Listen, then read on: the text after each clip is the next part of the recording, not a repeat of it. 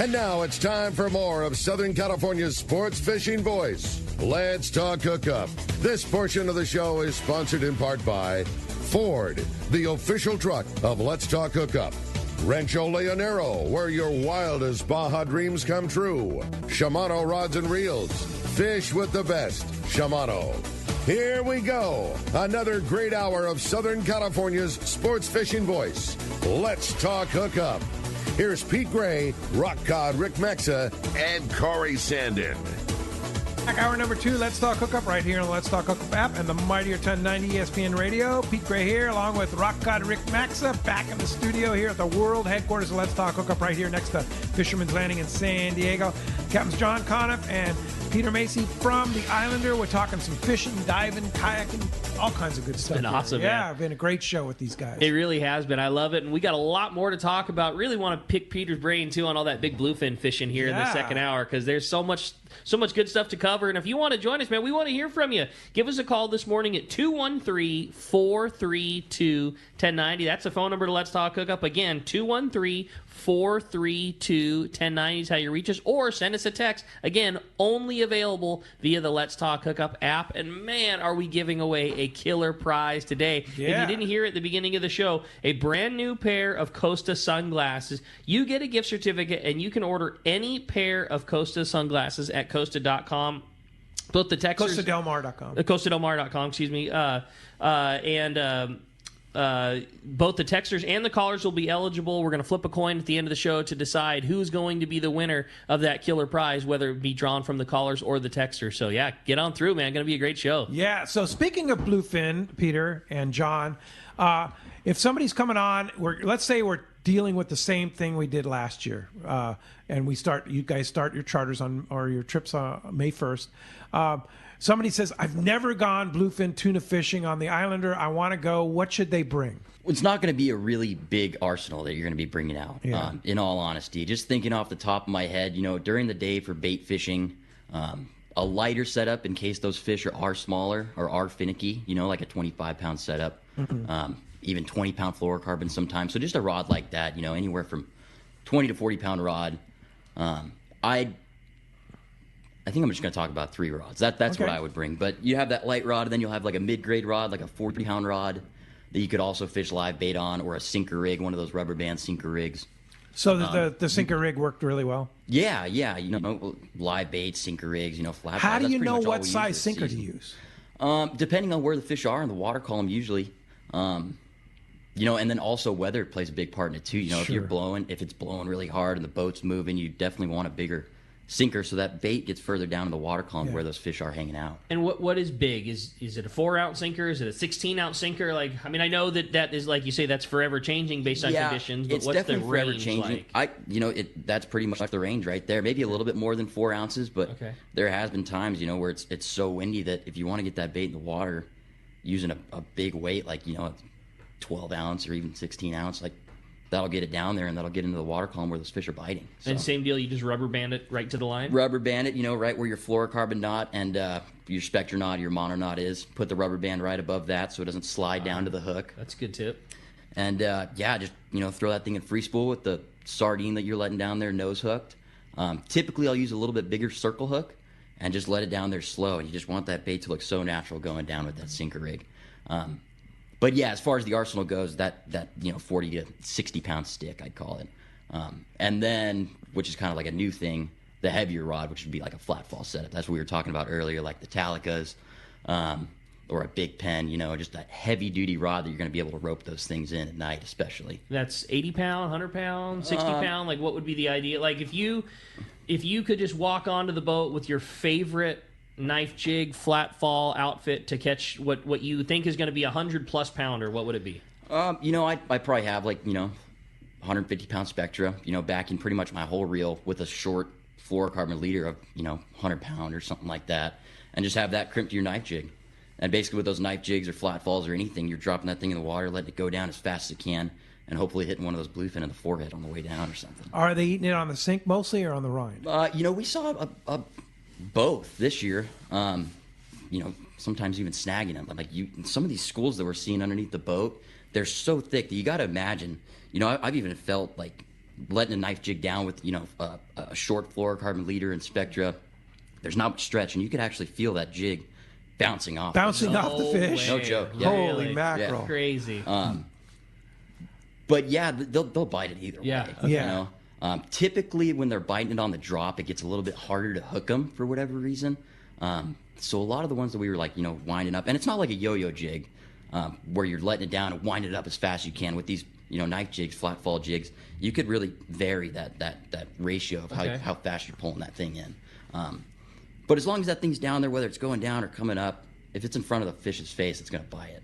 Yeah. Especially if they're in the mood. What about, because I'm sure you've seen all things, success and failures, what about hooks on those knife jigs? You see stock ones, you see aftermarket ones, hooks on the top, hooks on the bottom, 15 hooks hanging off. Yeah, what's the ideal Islander way to rig one of those things so that it's right for one of those big? I think my personal opinion, and some others might not agree with this. But as far as I do a lot of flat fall fishing. These big knife jigs, I didn't get into a whole lot of this year, and I know it was a big popular thing. It's hard, man. It wears you out. Oh, it wears you out. They're so heavy, and they go down there. And some, like you're saying, some of them have 15 hooks on them. You just don't want to deal with that. So I'll just call it, I use the stock setup that's coming off the shelf, unless these jigs are known for the hooks bending out. And obviously you guys at Fisherman's Landing know all those jigs and help us out with that. And I know you guys also style is what you like. Two hooks hanging off the bottom. Yeah. Tie your line to the top. That's two the way that it was appropriate made. Hooks on the bottom. Swims good That's like that. Yeah. Okay. I feel confident in it. Cool. Yeah. You also made mention too when you're talking about the sinker rig. You talked about mono and fluorocarbon. Do you recommend a mono top shot over the Spectra? Not necessarily. Pro? Not necessarily. I think other than my jig stick, which I'm casting with, is all mono. Sure. We pretty much on the boat, almost the whole crew, just fish Spectra to straight fluorocarbon. Straight fluorocarbon. Yeah, especially for bluefin. That fluorocarbon's abrasion resistant. Yeah. And, just strong. Yeah. You agree with that, John? Yeah. Yeah. Yeah, for sure. These guys are in charge of setting all the stuff. That's their deal, right? When I walk back there and grab a rod, I'm happy with whatever. Yeah. You keep the boat rolling. And exactly. Yeah. Well, let's go ahead and jump back in the phones. You got it, man. How about this time we talk to Vinny? He's calling us from Carlsbad this morning. Good morning, Vinny. Welcome to Let's Talk Hookup. Hey, good morning, guys. I think you answered most of the questions. I'm just curious on the flat ball. Do you guys prefer 100-pound or 200-pound on the mono, and then one hook on the top and one on the bottom, or what do you guys prefer? So on the flat falls, as far as line size goes, 100-pound is a lot easier to tie a knot than 200-pound, obviously. So if you are going up to those 200-pound leaders, which I know some people were using this year, and I think we even used a few of them, they're going to be typically crimped on. And you'll either tie straight Spectra to that or whatever fluorocarbon that you're using. So yeah, as far as a leader goes, if you were to build a leader for a flat fall, 200-pound will work. Some people say that heavier line size makes those jigs go down a little differently. So I kind of tend to stay, under 200 pounds, maybe up to 180 max.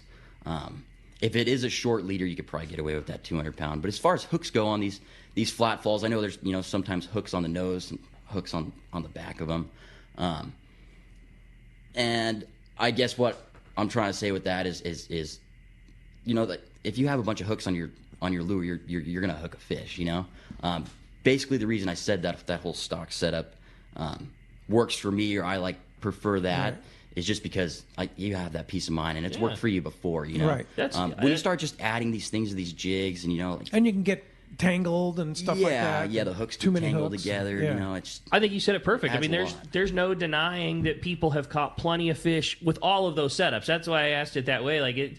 There's plenty of, you might ask some other guy and they think that the best way to do it is to have hooks hanging all over so that when that thing is shaking around, those extra hooks are snagging them in the gill plate or this, that, and the other.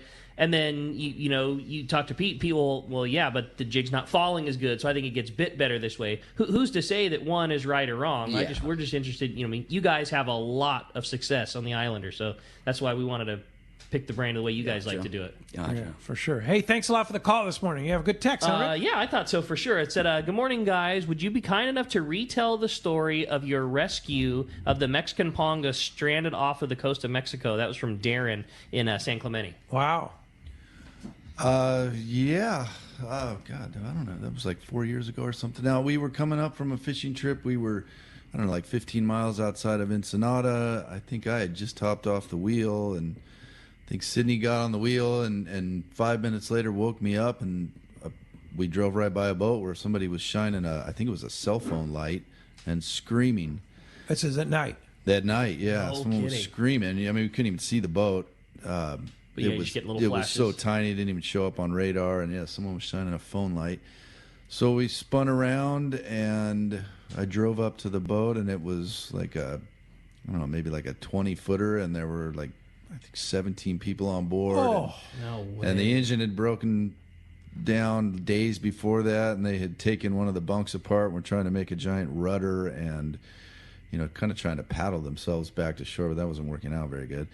And they were in desperate need of some help. So we stopped there. We called the U.S. Coast Guard. They kind of patched through to the Mexican Coast Guard. And it took them a while. Not sure why, but it took them a couple hours to get out there. So we just stayed on scene, and they came out and ended up towing the boat in. how far away from San Diego? That was like 60 miles from San Diego. 60 miles. But they had no food, and they had no water, and there were women and children, and it was one of those boy. boats, you know, where it's got a cabin on it, not very much deck room, and you could just see arms and faces sticking out of all the portals on the side. crazy. So, yeah, it was a bummer, man. I felt bad for those people. Yeah. So you helped them out, gave them some water and stuff like that. Yeah, we gave them water, and we gave them food, and then just stuck around until the... Boy, that was their lucky day. But good job on It Sydney, was. man. I mean, Yeah, you to see drive that. right by that. And So it that's didn't that. even show up on the radar? No, I think we probably had our radar bumped out to 6 miles at that point, or 3 miles, and the boat was tiny, had no lights, had nothing. It was just drifting. Yeah. They had a little flashlight. Their Wow, lucky that's day. crazy. For sure. Good story. Yeah. For sure. Well, let's go ahead and jump back on the phones, Rick. You got it, man. How about this time we talked to Doug? Doug's calling us from Montebello this morning. Good morning, Doug. Welcome to Let's Talk Hookup. Yeah, I was wondering whose idea was it to use the Islanders for kayak trips? Anyway, who started that? I guess that would be me. That was, like I was saying earlier, that was a long time ago, back when it was a little more challenging to fish in May and April, back in the albacore years, where it was, it was just tougher to get off the dock early. And that's when we used to do these trips in When there wasn't a lot of local fish. yeah, there wasn't a lot of local fish, and that was back. We did all these trips in April and May, so that was our strategy for getting the boat off the dock in April and May. And it's stuck. there used to be an OEX kayak shop right over on the corner on Rosecrans here, and I just walked over to the guy one day and said, "Hey, what do you think about trying to put people on a mothership type trip?" And he was into it. So for years we did that with him, and then things evolve like they always do, and here we are now with what we've got now, and it's cool. It's I mean, as far as I know, it's the only operation like that on the planet. I don't know of any other big boat that does mothership trips like this. So it's, for that reason, it's kind of cool, and it keeps us. I mean, I imagine we would probably be pretty busy without kayak trips in June this year, but you never know. You never know. Hey, Yeah. maybe 10 years from now we'll not be the same scenario. Hey, thanks a lot for the call this morning. Along the same lines, and I think this is important because I get this question all the time, I know, for our kayak trip. Is there a kayak size? It's from Ruben, and is there a kayak size limit that you would prefer somebody to bring a kayak? And we always say no pro anglers on our trip, right? That's the general rule right there. Just anything but a pro angler. Yeah. Those things are Pretty much. Oh my god. Does the Those are like- length they're- matter? Not necessarily. Not No, so we have much, a 'cause lot you of can put 'em in the longer rack. kayaks. Yeah, they just slide right on the rack. It's the weight aspect weight, of it. yeah. With those pro anglers, some of them come with car batteries that these guys are putting in. Yeah. for their bait tank They're and stuff. heavy, So, right? Yeah, it just takes a toll on the guys bad. pulling them in and out of the water. Yeah. Obviously, we'd love to get you out there in one of those if that's what you got. But those pro anglers just They're too much. We've tried it. Yeah. We've done it. and they'd be great in the water out there, but it just doesn't work. Oh, 'cause just getting them trying in to there. get him in and out of the water and everything, and it's not fair to the other customers too. That there's you guys are working on that one and not the other ones. For me, the ideal is that Hobie Outback. That's like the perfect kayak for that trip. I think that's what a lot of the kayaks that come on the boat are. Yeah. Those things are perfect. Yeah, and then a lot of guys are bringing out inflatables now too, and those Hobie inflatables are great. Oh yeah, those things are right? sweet. Yeah, and like the Passport too. That's another one a nice model of the Hobie that's plenty stable. Do you have issues with people flipping over and stuff like that?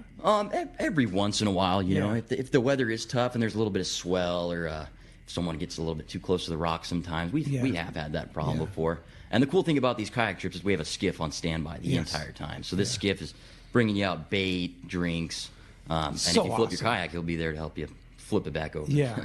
It is. It is an awesome. It's an awesome experience. You guys do such a good job on the skiff's the best part. Like, I mean, to be fishing calico bass somewhere and run out of bait and just flag the guy down and him bring you out another half a scoop of bait and then they'll bring you a cheeseburger and a Coors Light while he's at it. I mean, it's so cool. Yeah. Man. All right, let's go ahead and jump back in the phones, Rick. You got it. How about this time we talked to Rory calling us from Wildemar this morning. Hi, Rory. Welcome to Let's Talk Hookup. Well, congratulations. Hey, Rick. Thanks, buddy. Yeah, thank you. Appreciate it, Roy. Very nice of you, man. Appreciate it. I have a big question. I was listening to the show yesterday.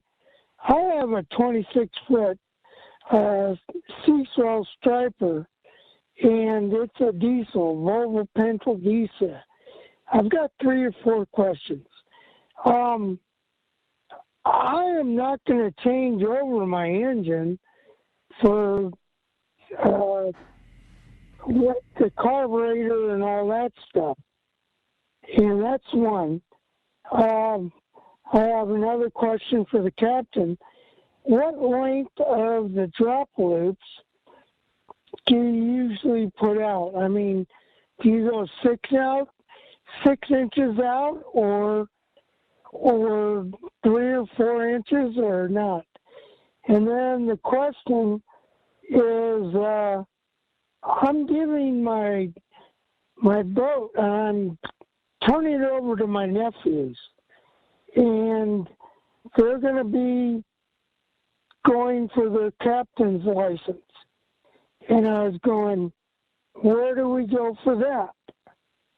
And then so when did you get your captain's license? Yeah, what's the process? Peter, yeah. What's the process like? When I went to get my license, it's a little bit different than I think a lot of people are doing it now. There's this Maritime Academy right down the road from here, over by Sports Arena. And I think that's where a lot of the classes are done. Yeah. It was a little bit different for me. I was in school at the time, so I did a night course. It was actually with a place called Zenith Maritime. And it was a night course. I think it was 3 or 4 weeks long. And I think it was from something like 7 o'clock to 9 o'clock at night, every day of the week, except Saturday. Is it pretty challenging? Not necessarily, I don't think. As long as you pay attention, you know, the teachers that they have, especially at that Maritime Academy, because I have done some classes over there, they're trained right, and they'll get it done for you. You know, they'll help you out. You just pay attention and do your homework, take notes, highlight in your book, and just make flashcards. I remember flashcards being huge for me. How long did it take? How long did what take? The course take? I think it was 3 or 4 weeks. And I think the one over here is only 2 weeks because they're doing it all day long. Intensive. It was just different because I was doing the night school thing. And what about sea time? What's the requirement for that? So sea time. Oh man, forgive me if I say it wrong because I kind of forget. Yeah. No, it's like we're not holding you to it. I think it's 720 days. Yeah, 720 days. And then like 360 of those have to be in the last 3 years or something like that. So, and you just have to have that documented? Yeah, so that's the biggest part, I think, of getting your captain's license now, just having that sea time. Especially if you're getting your 100 tons license, you want to make sure you're on a boat of that gross tonnage where you could, achieve that license if that's where you're trying to get. But most of it's just sea time, being on the water. Yeah. Hey, thanks a lot for the phone call this morning. 213-432-1090 open right now. I always say, we get tons and tons of texts and a lot of phone calls. But if you want to win those Costa sunglasses, your odds are so much higher on the call than the text. But because we can't get to all the texts, that's the problem. When we only the people that we read are eligible. Yeah, I mean, an average show probably gets a dozen. Well, we we get a dozen guys or so on the air asking phone calls, we probably get 150 texts. 150 texts per show, yeah. Yeah, so the ratio for sure is better. And again, that's 213-432-1090. I did have a cool text, though. This is going to be one more for John, just by the type of fish. Hey, guys, I got a question for Captain John and Pete. Albacore, and he says if the albacore came in out west of the Tanner Bank, would that still be in range of you guys to fish? And also, where if it is albacore, where would you start looking for them? That's from John in Huntington Beach. Yeah, it would. It would. I mean, you can go a long way west of the Tanner Bank, so there is a point at which some limit. I mean, Tanner Bank is what is that? 100 miles? Yeah, just 100 miles offshore. So you have to factor in trip length and that kind of thing. Once you start fishing, 140 miles like that, day and a half trips become a lot more challenging. We certainly had periods of time where we did that. But yeah, there can be fish out west of Tanner Bank. I mean, where we would start looking for it, I mean, that all depends. If it was just a blank slate and it was your random or your regular year where we were anticipating albacore, I probably wouldn't start out west of Tanner Bank. We had traditional areas out by the dumping grounds or somewhere outside the 118 line, a little bit further south of Tanner Bank where we would kind of make our traditional lap. It's funny. There's a lot of, a lot of banks that we used to fish traditionally, around the 60 or around the airplane bank or the double 220s or the 483 500, all these banks that were like go-to zones for albacore fishing that we rarely see those anymore. Just areas that we, for whatever reason, don't go. We don't go anymore. Yeah. But yeah, I mean, that general vicinity, if we were going to make a tour for albacore, probably something like that. And that's kind of how it was back in the day is guys would make tours, earlier in the year, you would start to cover water. And then eventually, if you're fortunate, somebody's going to stumble across fish. You're going to get a jig strike. I mean, jigs were an important part of fishing back then. Yeah. Cover a lot of water with lures hanging off the back of the boat. Oh, yeah. Well, that's cool. Yeah. It could happen. I'm sure that it will at some point. Yeah, at some point. Will I be driving at that point? I'm not sure, but we're going to catch albacore again. Have you driven a trip that's had a live albacore on it, Pete? I have not, no. Yeah. I don't even remember catching my first albacore. Well, let's hope sometime. But we'll take bluefin in between. All day long. Nobody's. We're fine with those. Yeah, nobody's bummed with that. That's for sure. Yeah. Well, hey, good text. Thanks a lot for that. Let's find out what's biting out there with our fishdope.com report. You got it, man. Today, that report sponsored by the Fish Pros at Fisherman's Processing in San Diego. Not only do they offer the best processing for your fish when your trip returns to the San Diego landings, as well as your private boat catch, but now with Fish Pros The Market, you can also purchase fresh fish. They have smoked and jerkied fish, their spices, rubs, smoked cheese, and that famous tuna burger, and the amazing new poke kit, and the brand new ceviche spice. Stop by their location at Old Town on Taylor Street, the brand new location, or you can just call them for details, or to order anything, you can go online at fishermansprocessing.com. I'm going to throw that ceviche kit on the boat and just have some limes on there. It's like, that's perfect, man. Yeah, you need to have that on the Islander. Yeah, you have to get some of that from Sean and get on the Islander. Some limes and whip it up. Well, they got they got the chef. They got a great chef. Let him go to town on all that fisherman's processing stuff. No doubt. Well, hey, let's find out what's going on. We got your saltwater guide, Captain Dave Hansen, standing by with that fishdope.com report. Good morning, Dave. Well, hey, good morning, gang. How you doing today? Doing great. How's the fishing? Well, well, first of all, congratulations, Ricky. Thank you, this is it, man. Now it's going to get real. Now it's going to get real. And you're going to have to ask Dallas, hey, is it okay if I go fishing tomorrow? Yeah, those days are coming, but hey, yeah, we don't think those days are coming, but just have some kids and then let me know how that works out for you. But gang, as far as fishing goes, like Brian Woolley was saying, and Pete, Rick have been touching on it a little bit, the weather has been absolutely spectacular. The weather is the big factor this time of year for us as far as getting out and going fishing. The water's still very chilly, so the fishing's been a little tough. You've had to work on it. A lot of guys fishing the artificial reefs up and down the coast, picking away at sargo and stuff like that. But, you know, we got almost 3 more weeks, and then everybody, like the boys on the Islander were saying, everybody's going to get out and start looking around. Rockfish opens, and you know we're going to stumble right into those bluefin again. The table's set out there. It's just the days have been short, and the weather's been kind of yucky, so no one's really been out there looking around. But as soon as we open up this rockfish thing, things are going to happen. But the number one thing I think that everyone has to remember is if you have not got your reels in to get serviced, I don't think you're going to have them in time. You better get them in there as quick as you can to wherever you like to get your reels serviced, because it's going to start sooner than not, and you better be ready, because if you don't have your stuff in there yet, it's probably not going to be ready for the beginning of the season. You'll probably look at, I talked to one of my buddies over at Akuma. They're looking at 6 to 8 weeks if I take a reel in there tomorrow. So that tells you what's going on, just to get one reel fixed up for the season. So that's my big tip for this week. Yeah, fishing's a little bit slow. Weather's bitching. It's always good to go fishing, but you got to get your stuff ready, because it's going to be on us here in 3 weeks, and it's going to be happening. 3 weeks. Okay, I like that prediction. It's on us. 3 weeks. That's from Captain Dave himself. So here we go. Yeah. If anything, well, history showed us as soon as everyone gets off the dock and starts rockfish fishing on the opener March 1st, they stumble into that bluefin. It's happened for the last 5 years. I can't believe it's not going to happen this year. It's around. Like it, Dave. And, of course, fishdope.com. Danny and Jeff and the boys will have all that information for you. $20 off a new membership to fishdope.com using the code HOOKUPNOW. Lowercase, no space. HOOKUPNOW is your $20 code. And, Dave, how do we find you?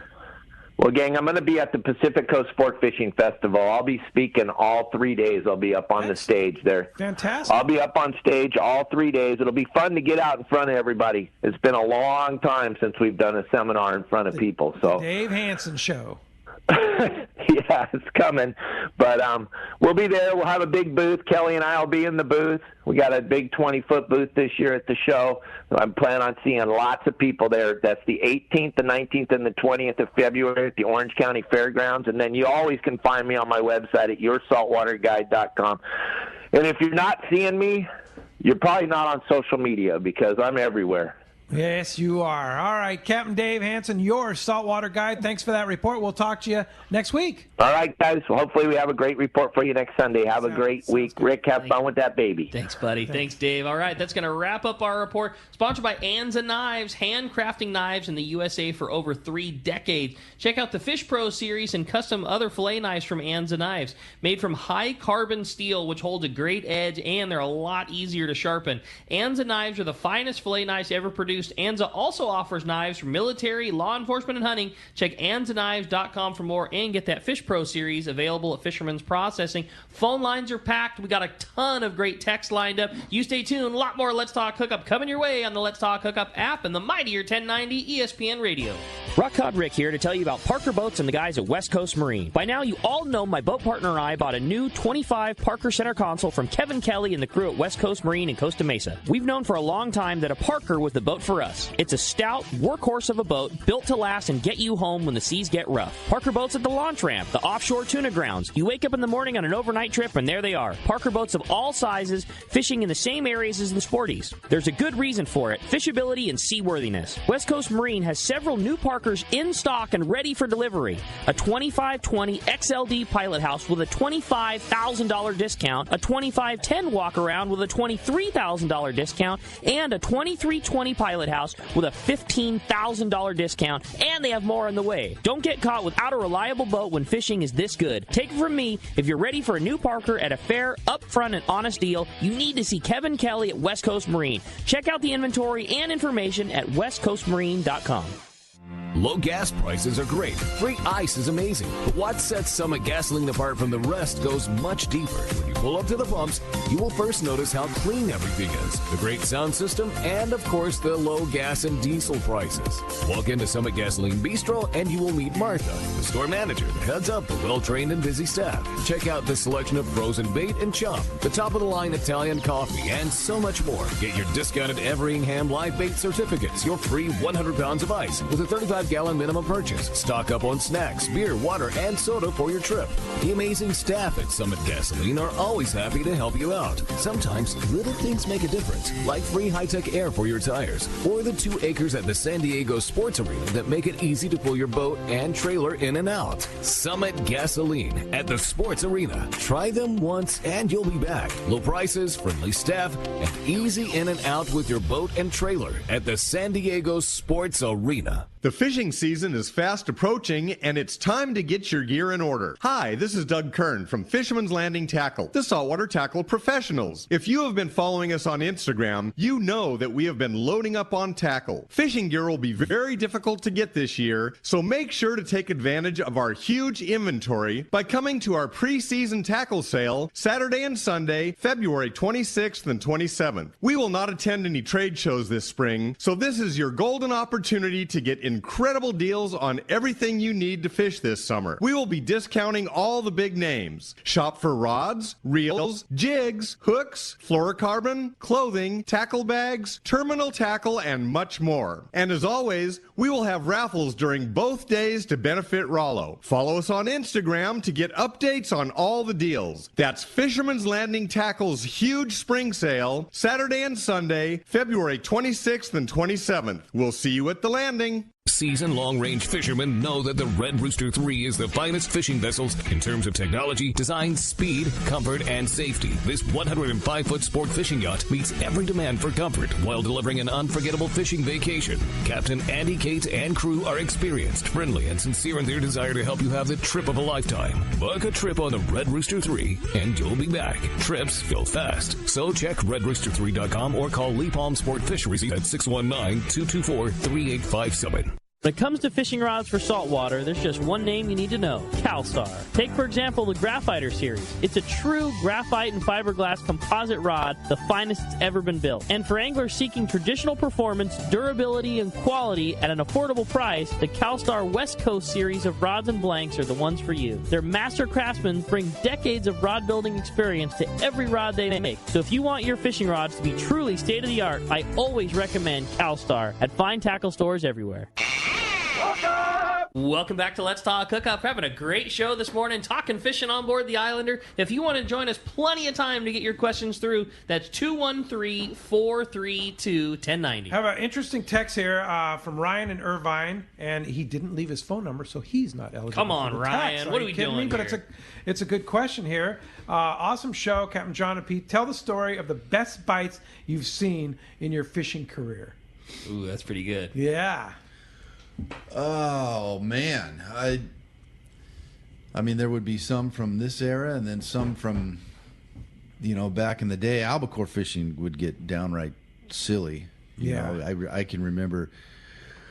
I could remember when I worked on the Pacific Queen with Brian and Sam. We'd do every once in a while we'd do these 3-day trips, and the albacore fishing would just be insane. Where anything that hit the water was just an instant bite, and we would go until we'd filled one of the wells, and then we'd make everybody stop fishing for like an hour.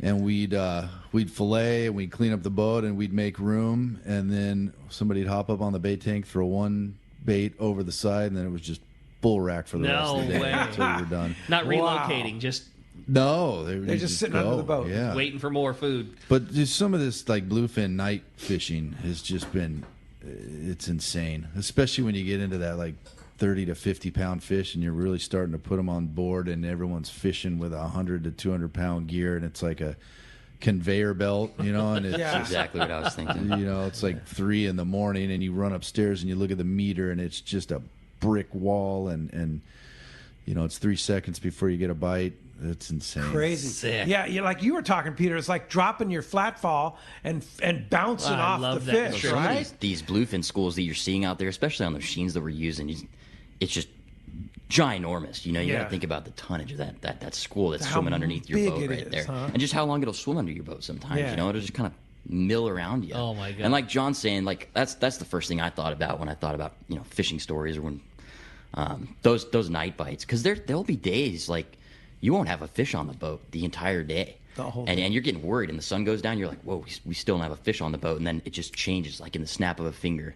And like he was saying, those 30, 40 pounders just start jumping on these hooks, and guys are running around, it's dark, everybody's tired, it's late, so That's what I remember. You were talking earlier about having an 8-way, an 8-way of 150-pounders going in the nighttime. Like, what is that like? Yeah.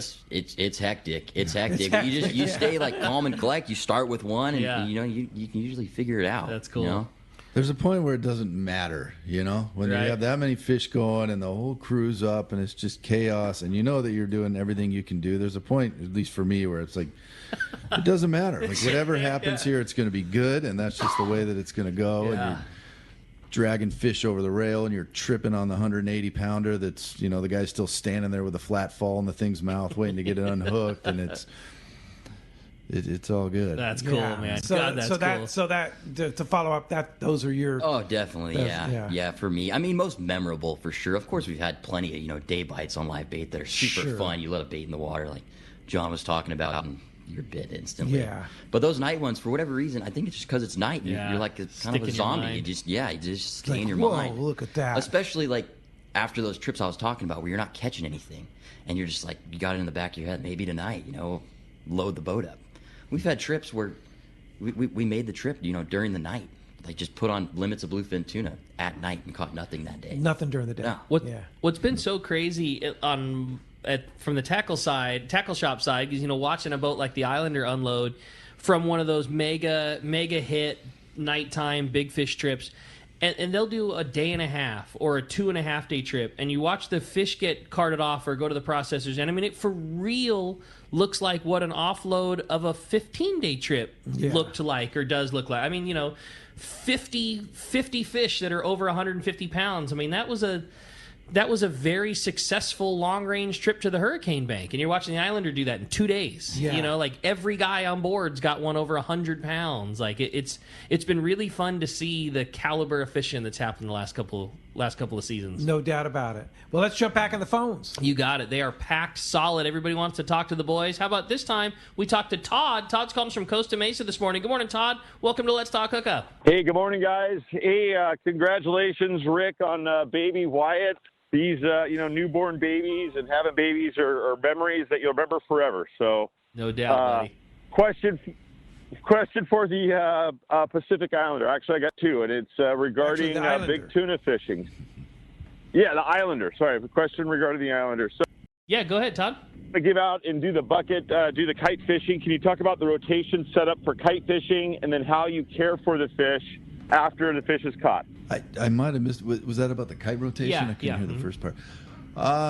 So, the way we've done the kite rotation a couple of different ways. Sometimes, a lot of times, just depends on what's going on that day. But we've done the draw it out of a hat method. Where we'll have everybody's number up in the wheelhouse when we get a bite, and we'll pull number out of a hat and kind of go that way. But a lot of the time we just do it based on the sign in number.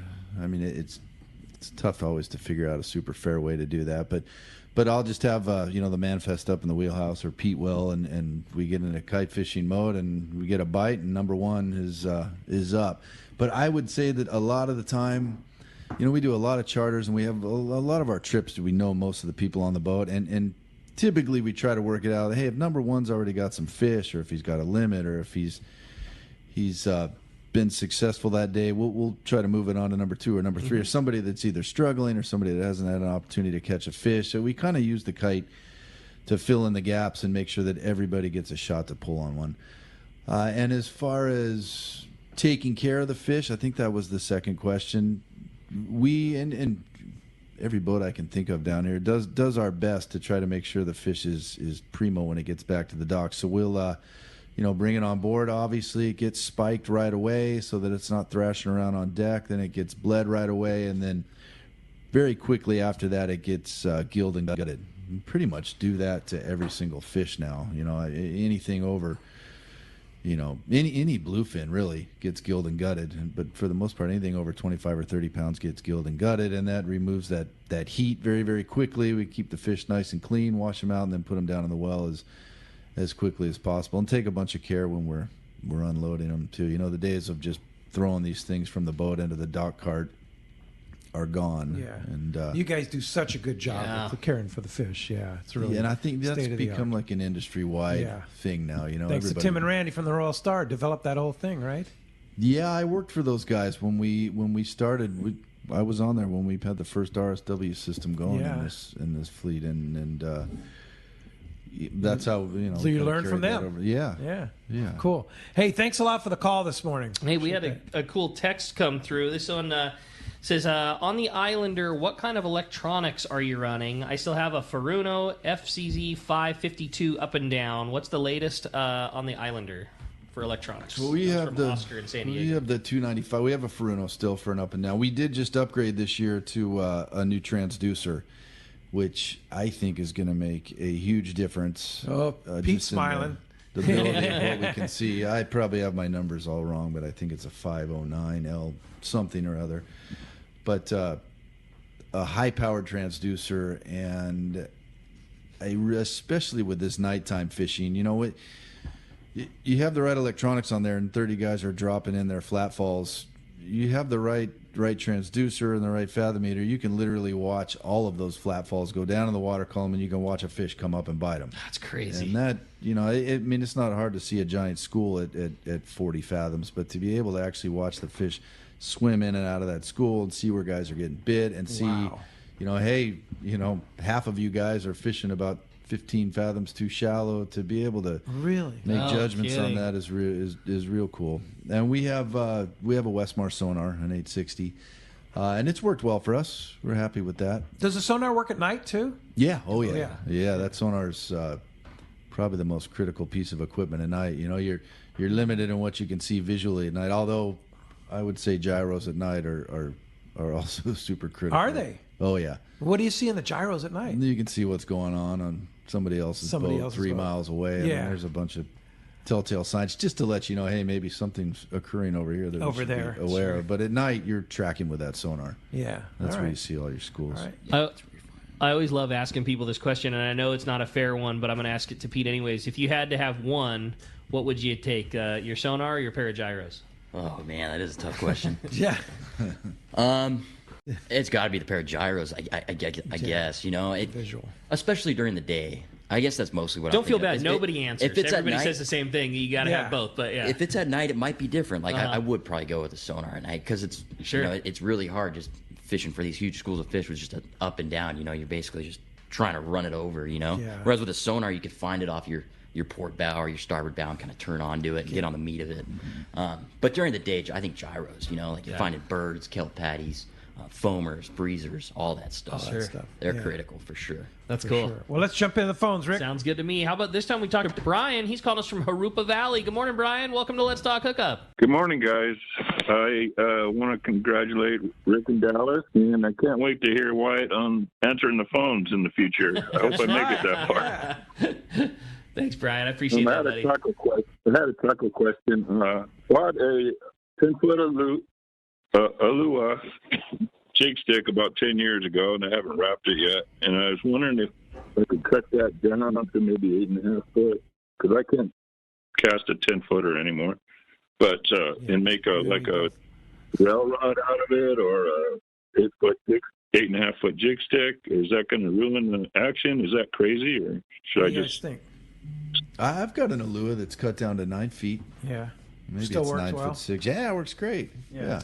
All right. I think taking that thing all the way down to 8.5 is too much. I think you're just cutting away too much of the rod. Like shortening up a blank, some can be awesome. You can make a rod do something you want a little differently than how it is. If you want the thing to pull a little harder, be a little stiffer, you can take away some of the tip section, or you can soften it up by getting rid of some of the bottom section of the rod, so that now your hand is pulling up into more of the soft part of it. But I think if you're taking something that's 10 feet and cutting it all the way down to 8.5, you're starting to remove too much of what makes that rod good, and that's a desirable blank. I think if you're wanting an 8.5 foot jig rod, unload that Alua to somebody that's still got a great value to it, and then start with a 9 foot blank, so that you're only taking 3 inches from the tip and 3 inches from the bottom, and you're keeping that rod more similar to how it was designed to be made. I just worry that chopping away, too much of a 10 foot rod, you start to, you're going to have too much middle left over. Not saying that it wouldn't work. I'm with John. An Alua cut down to 9.3 is fantastic, but you take another foot off of that, you're starting to.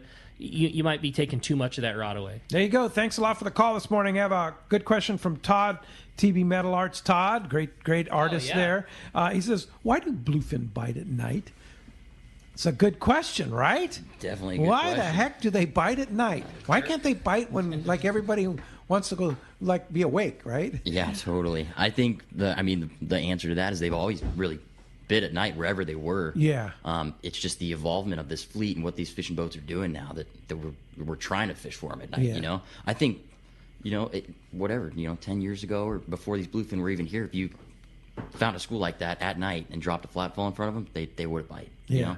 Well, you look at the long-range guys down south fishing the islands or the Hurricane Bank. The yellowfin bite at night too, right? Yeah, I mean, there've been some epic bites at night, right? In the middle of the night, Frank Lopresti banging on your door. Get up, they're biting. Right? It's like, no. Yeah, and I think there's those things are at depth at night when they're biting. It's usually they're camped out down there deeper, and I'm sure that there's every night. I want to say it's the biggest migration of living animals occurs in the ocean every night when that feed layer goes from the depths and it comes up and you start to see it on your fathom meter. It's a tremendous amount of biologic life moving around in the water column. The feed layer moves up. Yeah, and I got to imagine that's got something to do with these fish just grouping up as thickly as they do at depth. There's some kind of a feeding scenario going on, and they're in that mode to eat. Now, do you think that your deck lights have something to do with the attraction to the boat, or could you just turn the lights off and they're still going to be there? I think the deck lights help. Yeah, kind of track the bait. Yeah, I mean, granted, you're driving around and you're swinging on schools, and you may be in movement the whole time, and then you get stopped and you're starting to get bit right over. But I think the more of a presence you can create while you're drifting. Personally, I could be wrong, but the better off you are. That's what you're thinking. All right. Cool. I got one more tackle one for Pete. If all things are the same and the fish are deep and you're trying to pick one off, you more comfortable with a sinker rigged sardine or a flat fall? At night? Well, how about night and day? Well, typically at night, these fish are mostly just biting those flat falls or like a knife jig. So that'd be hands down what I'd be going for. Okay. If it were dark. Yeah. We were dropping 40 fathoms, 240. Sinker rig doesn't work as well at night. Not that it wouldn't work. I don't think many people really tried it. We were using these flat falls, and that's pretty much we had everybody set up on because they were working. Yeah. Totally. But there are times during the day where you can't get a bite on the surface with the fly line bait, and you can't get a bite on the jig for whatever reason. So to be able to bring that sinker rig down to that water column where those fish are, you got a better shot of getting a bite there. So maybe fair to say daytime deep sinker rig sardine, nighttime deep flat fall? Yeah. Okay. Yeah, I think so, for sure. All right. Real good. Let's try and sneak in another call. Yeah, you got it. How about Sean from Lomita up next on Let's Talk Hookup? What's up, Sean? Hey, good morning, Rick. How's Dallas and Wyatt doing? How are they doing after this? They're doing really good. I've been getting texts from Dallas throughout the morning. Her and the baby are up listening to the show. They're doing really good, buddy. I appreciate you asking. Yeah. And we got to find out what the small. And we got to find out what the smallest extra toughs are, so we can get them ready as soon as possible. Anyway, we were given a pair of extra toughs that are, I guess, a size newborn 0. So he's already got a pair, buddy. There you go. All right. Anyways, my question is, we hear a lot about using the flying fish for the bluefin. What about mackerel? I mean, I was on a trip on the Excel back in 2004 where the big bluefin that were out there for a short spell were just eating mackerel, really. So what's your experience fishing like a greenback? Is this like on the kite or you're talking Either about way. kite fishing? Mackerel work fantastic. I mean, back in the day, we would fish mackerel all the time as far as bluefin goes, kite fishing or otherwise. There's something, especially when you're fishing, I think, up around these islands and all this structure, especially around San Clemente Island where there are a ton of flying fish. I think these fish up there are super keyed in on that, and it elicits this reaction that I don't think you would get as readily or all the time with a mackerel. And the other cool thing about that flying fish is you can fish it effectively while the boat's moving, which is real cool. I mean, it's designed to fly, so you can skip it around and it's going to get bit. That being said, if you're in a zone where there's a bunch of big fish and they're biting a little bit, I think you could slide a mackerel back there and get bit no problem. But there's something about that flying fish where it's like candy. It's instant. Now, and Pete, it presents itself so Did you well. guys fish the California flyer arrow? We did. Artificial? We went through a few of those. Yeah. There were some. They work? Yeah, they definitely work. I think they're super. They're pretty critical to have. You can move them a little faster. You can move them faster. You can keep them hooked on the rod. With the frozen flyers that we're using, we'll have to keep them in the freezer and stuff like that. Right. So they're That's just a good point. So readily Quick available. deployment. Oh yeah, easy deployment. Yeah. All right. Good one. Thanks a lot for the call this morning. Good text here, and it's let me get it up here. It's from Kevin in San Clemente. If there's availability on a trip and it's sold out, do you have a wait list? Does Fisherman's Landing do a wait list? They do. If they're already sold out. They do, and if you'd like to go and it's sold out, it's worthwhile getting on that. I know Really, last year, we put a lot of people on the boat that were on wait lists. Yeah. People would cancel last minute or things change. So yeah, I would definitely hop on a wait list, and Fisherman's Landing does that. Yeah, and so all your trips are booked through Fisherman's Landing, fishermanslanding.com. You just pick the Islander and you'll see the schedule. And the amazing thing, because the schedule just went up 10 days ago, there's a lot of availability now on prime time trips. Go look at another long range boat right now and try and find a prime time trip. Almost impossible. Yeah, and those spots aren't going to last. So for God's sake, just do it. Yeah. Because the same thing is going to happen that it did last year. The fish are going to bite, and everybody's going to want to go, and there won't be. So you can go if you book that spot right now. Yeah. So fishermanslanding.com. Click on click the little thing that says Islander. It brings up the whole schedule. You could start May 1st and go catch some bluefin. I dig. Yeah. Hey, when we come back, we got a lot more Let's Talk Hookup coming your way, including finding out who's got themselves a brand new pair of Costas. You stay tuned. More Let's Talk Hookup coming your way on the Let's Talk Hookup app and the mightier 1090 ESPN Radio. Cast Tours is a family-owned and operated travel company that specializes in taking you to great fishing destinations. They take pride in providing the best and most affordable vacation packages available. Cast Tours has been creating unique sport fishing and vacation trips for decades. Whether it's a fishing trip or a family vacation, they will provide you the service and value you deserve. Call Cast Tours at 800-593-6510 or check casttours.com. It's time once again for the spectacular Fred Hall Show, March 2nd through 6th at the Long Beach Convention Center. The world-class international fishing, hunting, and travel show. 5 full days of family fun. Enjoy the ultimate air dogs, duck races, live music, and more. Brought to you by Anheuser-Busch. Celebrate the joy of fishing, hunting, boating, and outdoor recreation at the nation's #1 show. The Fred Hall Show, March 2nd through 6th at the Long Beach Convention Center. Get all the details at fredhall.com.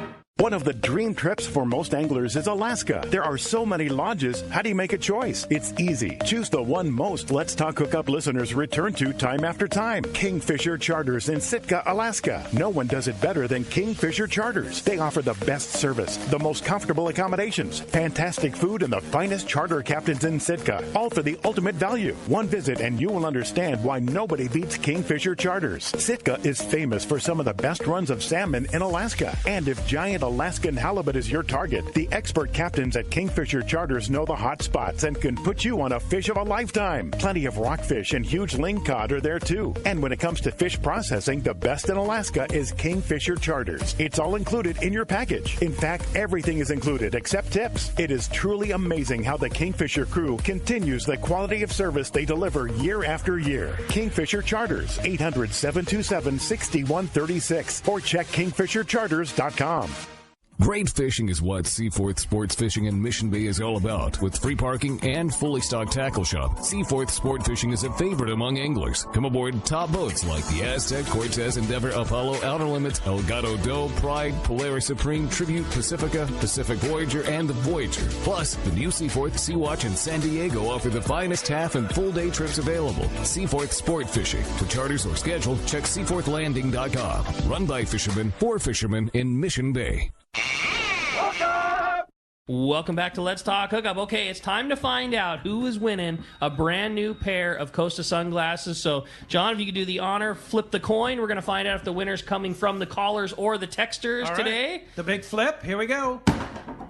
Texters is the winner, and a congratulations to Josh and Menifee. You have a brand new pair of Costas coming your way. A certificate good for any pair available on the website. Yeah. How cool is that? There you go. Hey, congratulations. And Islander, John and Peter, you guys, I can't wait to go on the Islander. I love fishing on that boat, whether it be a kayak trip or just a regular bluefin trip or whatever.